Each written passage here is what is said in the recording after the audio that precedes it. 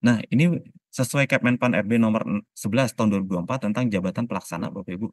Ini sudah ditetapkan juga, formasinya. Jadi tahun ini kita ada juga jabatan-jabatan yang sesuai dengan jabatan pelaksana untuk P3K. Nah, P3K ini, jabatan pelaksana ini kemungkinan hanya di tahun ini, Bapak Ibu, untuk adanya ya. Jadi tahun depan belum tentu bisa, masih kita gunakan jabatan ini untuk pengadaan tahun 2025, tapi untuk 2024 ini kita ada, difasilitasi dengan Kemenpan 11 tahun 2024. Ya nanti Bapak Ibu arahkan si pelamar, calon-calon pelamar ini berdasarkan pendidikan yang bersangkutan atau alokasi yang Bapak Ibu sudah tetapkan untuk si pelamar tersebut. Ya, jadi agar tidak terjadi tumpang tindih, ya tidak jadi tumpang tindih. Karena nanti proses optimalisasi akan dilakukan secara otomatis, secara sistem ya, tidak dilakukan secara manual, Bapak Ibu. Jadi kalau misalnya ada penata layanan operasional kosong di satu tempat, maka diisi dari tempat lain ya. Jadi penempatan lain, unit penempatan lain, itu dilakukan secara otomatis by system optimalisasi ini. Nah, ini merupakan dokumen default P3K Bapak Ibu. Ini Bapak Ibu dari sekarang boleh langsung menginformasikan ke tenaga non ASN di instansi Bapak Ibu untuk mempersiapkan dokumen-dokumen tersebut. Seperti pas foto, ini dokumen wajib seperti pas foto formal terbaru berlatar belakang merah. Ini juga udah boleh mulai disiapkan untuk tenaga non ASN yang mulai foto gitu ya. Terus KTP, ini KTP asli Bapak Ibu. Kalaupun KTP-nya hilang, nanti digantikan dengan suket dari Dukcapil. Tapi karena waktunya masih ada, upayakan untuk menggunakan KTP asli ya, untuk mempermudah nanti pada saat pelaksanaan ujian CAT. Karena pada saat pelaksanaan ujian CAT, Bapak Ibu juga di instansi, nanti pada saat, pendaftaran ujian CAT, di lokasi ujian CAT, itu juga nanti mengecek keabsahan KTP-nya. Nah, selanjutnya ijazah. Ini ijazah asli bagi lulusan luar negeri seperti biasa, seperti dengan CPNS, wajib melampirkan surat keputusan penyetaran ijazah dari Kementerian Pendidikan.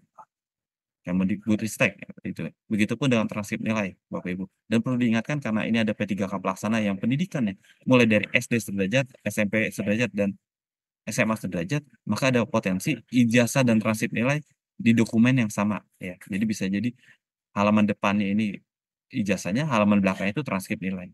Bisa jadi itu nanti dijadikan satu file, seperti itu. Nah, bagi Bapak Ibu ini perlu diingat juga, ini mulai diingatkan kalau misalnya ada pegawai di Bapak Ibu, pegawai non ASN yang ijazahnya atau transkrip nilainya hilang, silakan diurus untuk surat keterangan pengganti ijazah. Surat keterangan pengganti ijazah dari pihak yang berwenang. Ini mulai diurus dari sekarang Bapak Ibu agar nanti pada saat pembukaan ini tidak gerasa-gerusu ya. Sudah siap semua dokumen ijazah maupun transkrip nilainya. Nah, selanjutnya untuk surat lamaran, ini surat lamaran sesuai dengan persyaratan instansi yang Bapak Ibu unggah nantinya ya, dan umumkan. Jadi untuk mempermudah, kami sarankan Bapak Ibu sudah mulai mempersiapkan dari sekarang surat lamaran dan format surat pernyataan. Ya, surat lamaran dan surat pernyataan. Kalau bisa sudah mengunggahnya dalam bentuk Word ya. Jadi agar mempermudah, para pelamar sehingga tidak perlu lagi kalau misalnya bentuknya PDF, ini harus di-convert ke dalam file Word gitu ya. Nah, kalau bentuknya Word kan tinggal mereka unduh, tinggal mengisi sesuai dengan format yang Bapak Ibu udah siapkan. Nah, selanjutnya surat pengalaman kerja, ini yaitu surat rekomendasi pengalaman kerja ditandatangani minimal oleh pimpinan unit kerja. Tapi jika Bapak Ibu menetapkan misalnya, ini wajib ditandatangani oleh eselon 2 atau kepala badan, itu silakan Bapak Ibu. Tapi ini harus diumumkan, agak jauh-jauh hari ya, agar nanti pelamar juga ada waktu untuk mempersiapkan dokumen-dokumen tersebut. Nah, selanjutnya ini untuk sertifikat. Ya, sertifikat ini nanti, kalau untuk ada guru nanti ada sertifikat pendidik untuk P3K guru, dan bagi jabatan yang wajib STR ini untuk nakes ya, itu juga ada, sertifikatnya STR, surat tanda registrasinya, itu nanti disiapkan juga oleh masing-masing pelamar. Dan Bapak Ibu perlu diingat juga, nanti pada saat pengumuman, jabatan mana aja yang wajib ada mengupload STR itu juga Bapak Ibu umumkan juga ya.